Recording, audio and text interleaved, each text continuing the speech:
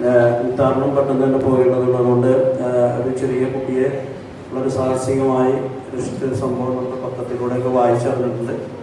അത് ഈ പ്രായത്തിൽ അതൊരു വലിയ ഇനീഷ്യേറ്റീവാണ്, വലിയൊരു മാതൃക തന്നെയാണ്. അതുകൊണ്ട് മുഹമ്മദ് മുഖ്താറിനെ പൊന്നാട അണിയിക്കുന്നതിന് വേണ്ടി ടെൻറ്റിയുടെ ഭാരവാഹികളെ ആദരവോടും ക്ഷണിക്കുന്നു.